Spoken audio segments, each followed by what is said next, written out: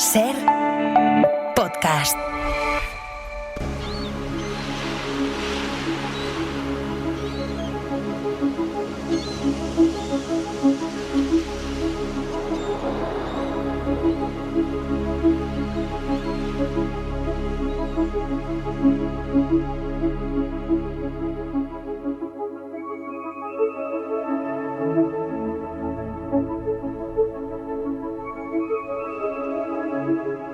Continuamos en Ser Historia.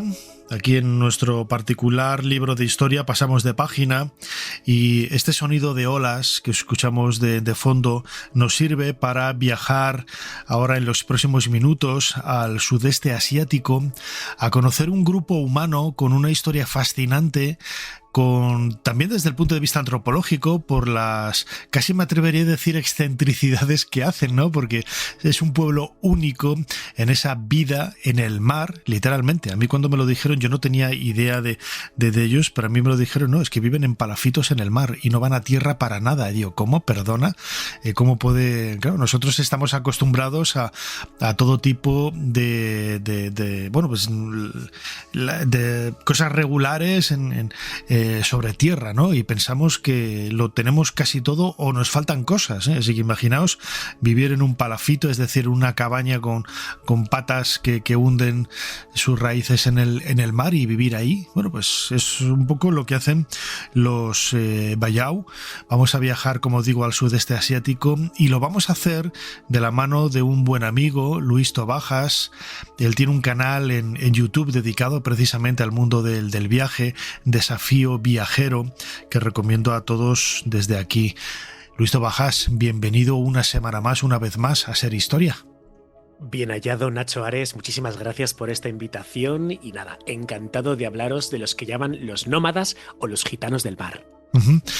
El otro día me hablabas de ellos, claro, yo no sé si lo he descrito bien, es una rama de ese conglomerado, ¿no? Desde el punto de vista antropológico, que reciben el nombre o étnico de Bayao o Bayau, pero viven en el mar. Exactamente a dónde tenemos que viajar, dónde se encuentran exactamente, en qué lugar del sudeste asiático esta comunidad.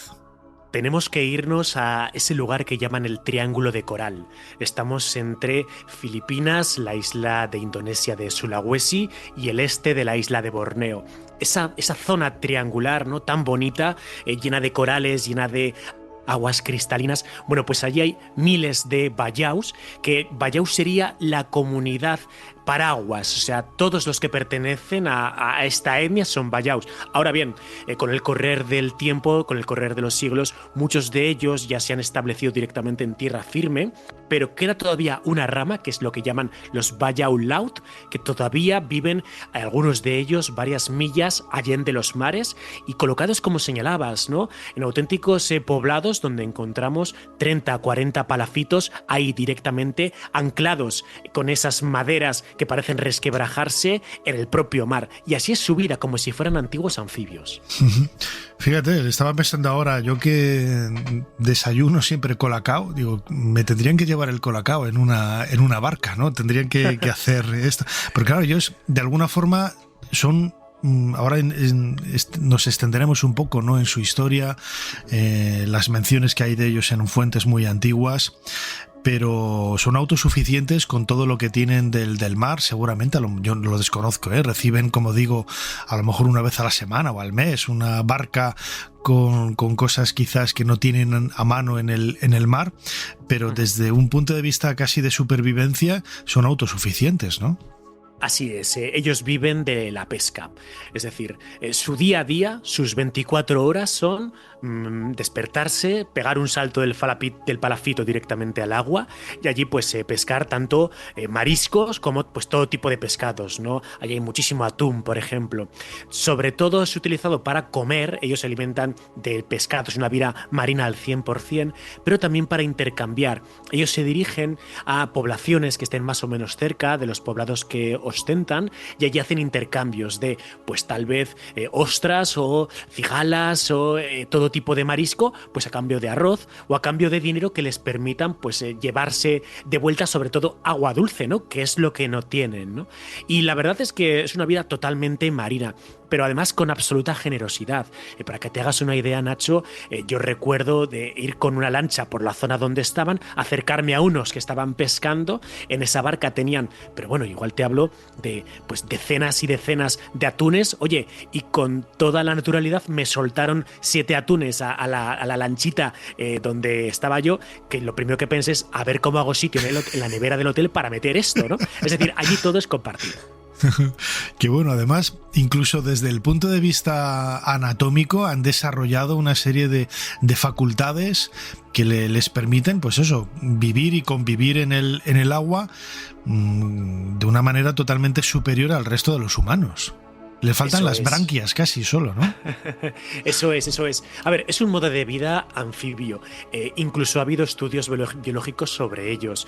Tenemos que tener en cuenta que yo te voy a decir lo que se dice o lo que yo tenía entendido antes de viajar hasta allí y con lo que me he vuelto, que es un poco distinto a la historia que siempre se cuenta, ¿no? Y es que, bueno, yo había leído que los bayau podían sumergirse entre 3 y 5, hasta 3 y 5 minutos sin respirar, es decir, aguantaban perfectamente sin respirar debajo del agua, que podían descender a 40, 50 metros de profundidad sin medios artificiales y que de hecho se habían realizado estudios genéticos sobre ellos, especialmente hay uno muy famoso de una genetista que se llama Melissa Hilardo, que en la Universidad de Copenhague, pues bueno, hace unos años, en 2018, hizo una serie de estudios que lo que determinaron es que el bazo de los bayau era un 50% más grande que sus congéneres. Y por eso, como el bazo al final es un reservorio de oxígeno, de glóbulos rojos, eso les permitía aguantar mucho más tiempo debajo del agua. Es decir, que se había producido una adaptación al medio como consecuencia pues, del correr de los siglos en los bayau, ¿no? ¿Qué pasa? Que cuando empiezas a escarbar un poco, te das cuenta de que la historia no es tan real o no es tan bonita como este mito que te acabo de contar.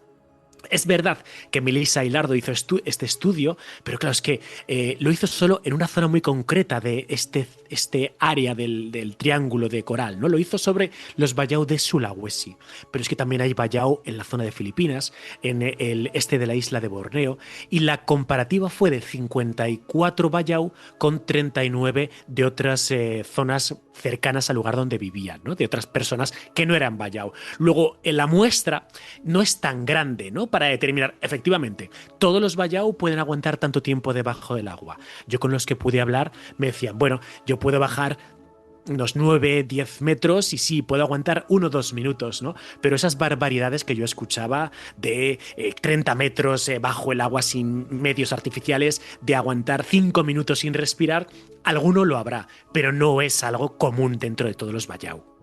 Claro, yo también conozco en el mundo del ilusionismo gente que lo puede alcanzar hasta los 3 minutos, ¿no? Y me parece angustioso, pero es gente muy preparada, con una serie de técnicas muy, muy especiales, pero no es el común entre los mortales, ¿no?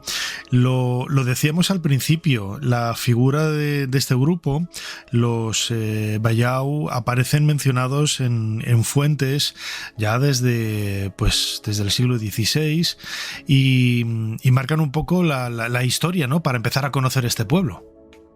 Eso es, y es que el primer texto escrito que tenemos en donde se nos habla de los bayau es la crónica de Magallanes, ¿no? Escrita por Antonio Pigafetta. Estamos exactamente en esa primera circunnavegación al planeta entre 1521 y 1524, donde él, en ese año exacto, en 1524, pues Pigafetta describe a un grupo que él llama los samales. No lo sabe, pero está describiendo a los bayau y literalmente dice de un poblado donde no tienen casas en tierra y que viven continuamente en embarcaciones. Seguramente serían los ancestros de los hoy conocidos como los bayau laut, ¿no? Y es la primera referencia europea que tenemos. Luego lo que nos está diciendo es que al menos desde el siglo XVI ya había bayau por toda esta zona que fue navegada por parte de Magallanes con Pigafetta, Elcano, etc., ¿no?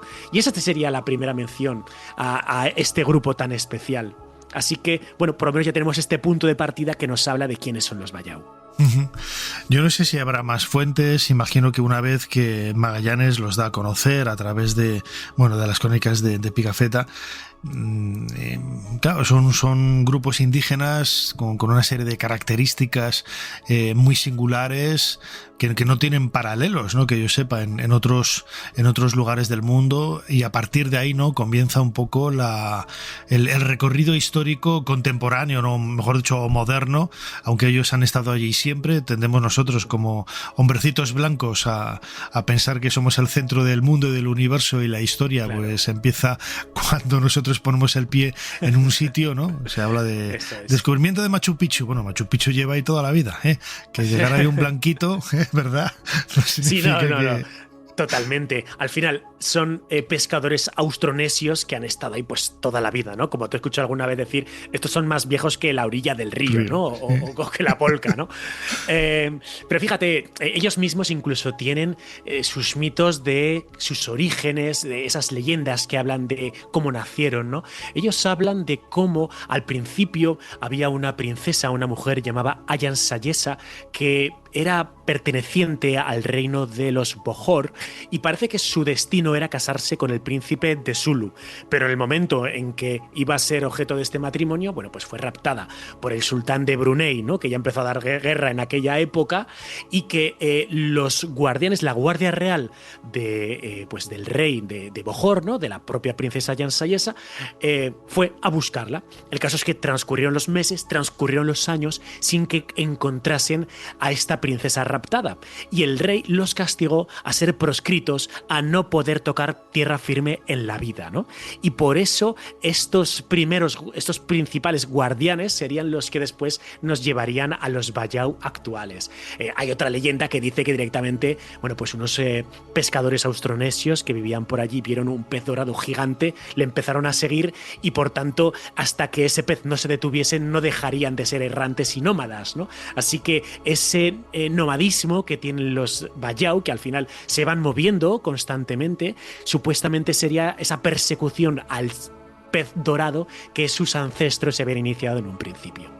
Qué historia más bonita. Esto nos hace pensar también en el mundo de las creencias, en el mundo de los mitos, en el mundo de la religión, porque cambia totalmente, ¿no?, el espectro del pensamiento del ser humano cuando estás vinculado al mar o a tierra, ¿no? Lo vemos incluso con pueblos que viven en la costa, pero están en tierra firme, en la costa, y ese pensamiento religioso nada tiene que ver con lo que hay en el centro de otros lugares. Por ejemplo, aquí en España, en la península ibérica, las creencias, los mitos, las tradiciones de los pueblos que hay en la costa, nuestro perímetro, es diferente a lo que hay en el centro de la península, ¿no? Imagino también que esas creencias, esa forma de entender el mundo de los Bayau Laut tendrá que ser distinto al resto de otras comunidades humanas. Por supuesto, al final en los Bayau se ha producido un sincretismo muy particular.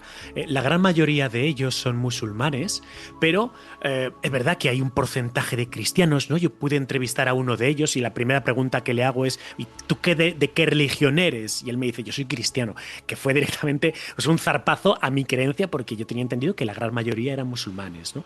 Pero es verdad que es una religión musulmana aderezada con ciertos matices de la religión de sus ancestros.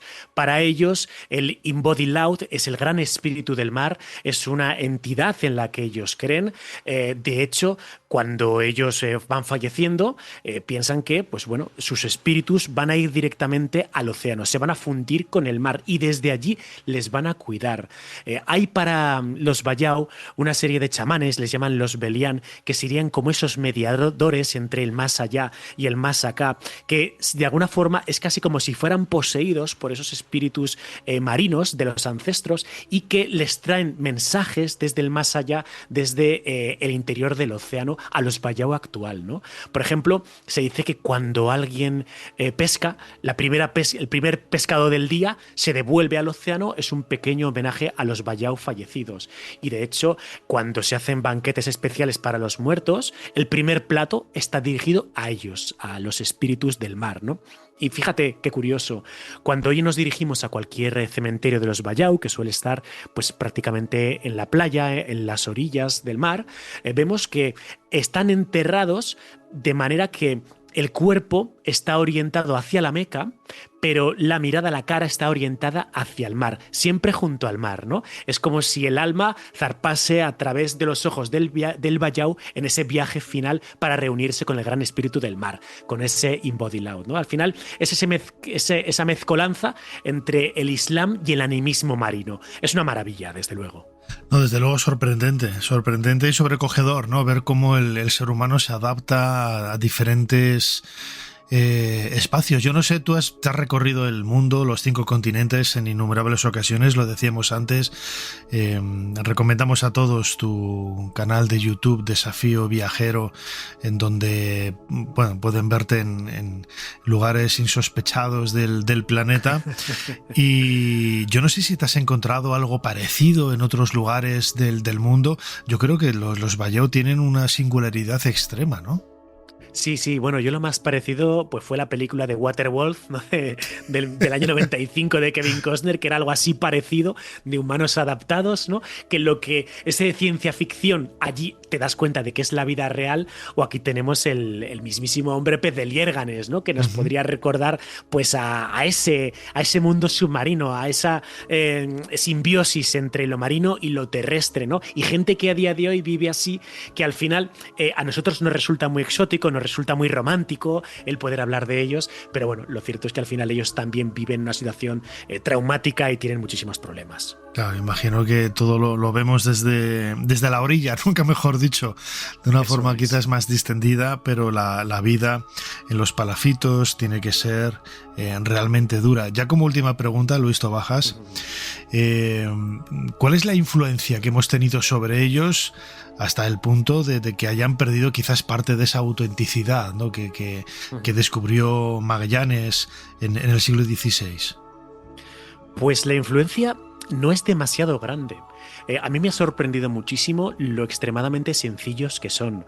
Es gente extremadamente humilde. Son tan humildes que yo recuerdo que les preguntaba, bueno, ¿y qué consejo daríais a los occidentales para que tomemos un poco estos valores de humildad que tenéis, ¿no? Y no me entendían. No entendían la pregunta de ¿qué dirías a alguien para ser un poco más humilde? Ellos son tan humildes que no saben que lo son.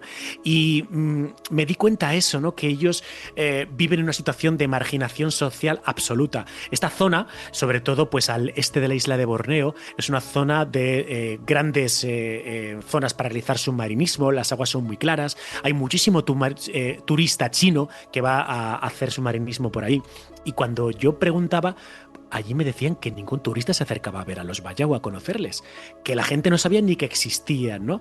Y de hecho, cuando después en los pueblos preguntaba por los Bayao, me decían, pero bueno, ¿por qué quieres preguntar por esa gente si son unos marginados, ¿no? Si estos son los gitanos del mar, ¿no? Entonces, fíjate, un detalle casi para terminar. Yo le preguntaba a uno de los Bayao, bueno, te veo con tu hijo, pues un chaval, un niño muy pequeño, ¿no? ¿Cuántos años tiene tu hijo? Y me decía, no lo sé. Y yo digo, ¿de verdad no sabes cuántos años tiene tu hijo? Y me decía, no. Y le preguntaba, ¿y tú? Pues tampoco lo sé. Es decir, es gente que no tiene relojes, que no tiene calendarios, que tiene tiempo, que es lo que a nosotros nos falta y nosotros somos los que llevamos puestos los relojes, ¿no? Entonces, eso les hace que viven como aislados totalmente de lo que es el resto del mundo global, y que incluso hace que ningún país les reconozca, porque son apátridas, porque no tienen pasaporte, no tienen número de la seguridad social, no tienen papeles, no tienen nada. Son simplemente, pues eso, nómadas del mar. Qué historia más bonita, pero también cruel, ¿no? Desde el punto de vista humano, aunque bueno, estoy convencido de que ellos también encuentran la felicidad en esa humildad y en esa actividad que llevan día a día. A mí me ha encantado hablar contigo, Luis Tobajas, una vez más, en esta ocasión sobre los Bayao Laut, esa comunidad tan extrema, de vida tan intensa en el mar, y que no pisan la tierra prácticamente para absolutamente nada. Luis, como siempre, muchísimas gracias una vez más por habernos ayudado a hacer un poquito más de historia. Muchas gracias, Nacho. Como siempre, para mí un honor estar presente en Ser Historia.